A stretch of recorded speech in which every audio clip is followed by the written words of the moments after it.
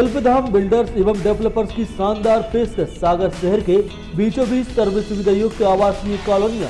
Flat booking और site visit के लिए संपर्क करें अंकुर चौरसिया, पुरुषोत्तम चौरसिया। बीना परियोजना के वनीकरण विभागीय जांच में भ्रष्टाचार उजागर होने के बाद अब सूरजपुरा सहित अन्य परियोजनाओं के वैकल्पिक वनों की कार्य योजना सवालों के दायरे में है। ताजा मामला सागर जिले की केसली तहसील में बनाई गई सूरजपुरा मध्यम जलाशय परियोजना से जुड़ा है, जिसकी डूब में आई वन भूमि के एवज में प्रदत्त राशि से वन विभाग द्वारा 1,33,00,000 रुपए लागत से कराए गए वृक्षारोपण में 10% वृक्ष भी मौका स्थल पर जीवित नहीं है। 3 वर्ष तक पर्यावरण संरक्षण और वन संवर्धन के नाम पर लगातार राशि आहरण करने के बाद उक्त भूमि पर सिर्फ घास और झाड़ियां लहरा रही हैं। पूरे मामले में वरिष्ठ अधिकारियों संरक्षण में हुई वंदरवाट के बाद अब वर्तमान अधिकारी इस पूरे मामले में जवाब देने से कतरा रहे हैं। गौरतलब है कि सागर जिले के केसली विकास खंड में वर्ष 2013 में 7,61,000 की लागत से सूरजपुरा मध्यम सिंचाई परियोजना स्वीकृत कराई गई थी, जिससे 4,205 हेक्टेयर कृषि भूमि सिंचित होने का अनुमान लगाया गया था। बांध के भराव क्षेत्र में आने वाली वन भूमि के एवज में प्रदेश सरकार द्वारा केंद्रीय वन और पर्यावरण मंत्रालय भारत सरकार की गाइडलाइन के मुताबिक कैंपा मद में प्रदत्त राशि से प्रतिपूर्वक वनीकरण के लिए वन विभाग को कार्य योजना के मुताबिक 1,33,00,000 रुपए से अधिक की राशि सौंपी गई थी, जिससे देवरी विकास खंड के मोरिया ग्राम के पास वर्ष 2018-19 में वृक्षारोपण कराया गया था।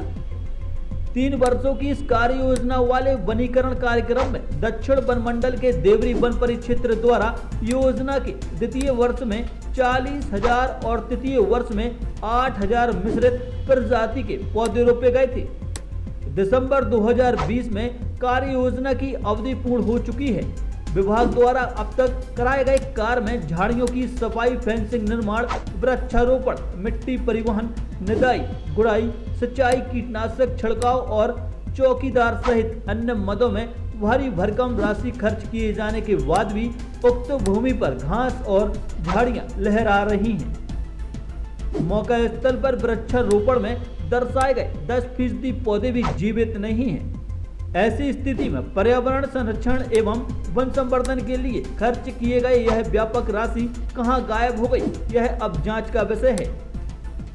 इस पूरे मामले में शासकीय राशि के बड़े पैमाने पर भ्रष्टाचार की जड़ें वरिष्ठ कार्यालय तक फैली होने की संभावना से इनकार नहीं किया जा सकता है, क्योंकि ऐसे कार्यों में वरिष्ठ अधिकारियों द्वारा समय समय पर निगरानी किए जाने का भी प्रावधान है।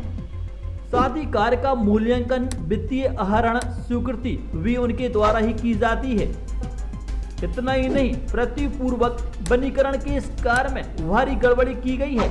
डीपीआर के मुताबिक कुल 1,300 सीमेंट पूल स्थापित होना थे, लेकिन मौका स्थल पर सिर्फ 1,096 सीमेंट पूल स्थापित किए गए हैं, जिनकी खरीदी वरिष्ठ कार्यालय की सरपरस्ती में की गई, लेकिन उक्त पुल की लंबाई सहित अन्य माप निर्धारित आकार से कम है, जिन्हें लगभग 3.5 मीटर दूरी पर स्थापित किया गया है।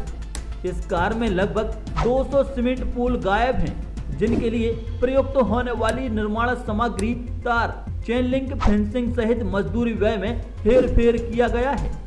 कार्यस्थल पर 2 वर्षों में 48,000 वृक्ष रोपे जाने थे, लेकिन प्लांटेशन में इसके 10% पौधे मौजूद नहीं हैं, जो अब गंभीर अनियमितताओं को उजागर करते हैं। कार्यस्थल पर पौधों की रोपाई के लिए काली मिट्टी का परिवहन का वजूद तक नहीं है। विभाग द्वारा डीपीआर के मुताबिक पौधों की निदाई, गुड़ाई और सिंचाई में प्रतिवर्ष लाखों रुपए खर्च किए जाने थे, लेकिन कार्यस्थल पर उगाई घास, झाड़ियां और अन्य खरपतवार यह बताते हैं कि वहां ऐसा कोई भी कार्य नहीं किया गया है। पानी के अभाव के चलते प्लांटेशन से अधिकांश पौधे सूख चुके हैं और बचे हुए जीवित पौधों का विकास नहीं हुआ है, जो पूरे कार्य में गंभीर अनियमितताओं को उजागर करता है। लेकिन योजना की अवधि समाप्त होने के बाद भी अपेक्षित परिणाम प्राप्त नहीं हुए हैं। ऐसे में इतनी बड़ी धनराशि को विभाग द्वारा कहां खर्च कर दिया गया, यह तो अब जांच का विषय बन चुका है।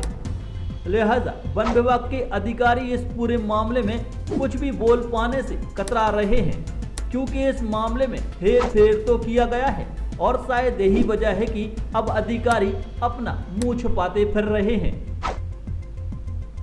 त्राहिमाम मीडिया के लिए देवरी से राकेश यादव की रिपोर्ट। कल्पधाम बिल्डर्स एवं डेवलपर्स की शानदार पेशकश सागर शहर के बीचों बीच सर्व सुविधा युक्त आवासीय कॉलोनियां। फ्लैट बुकिंग और साइट विजिट के लिए संपर्क करें अंकुर चौरसिया, पुरुषोत्तम चौरसिया।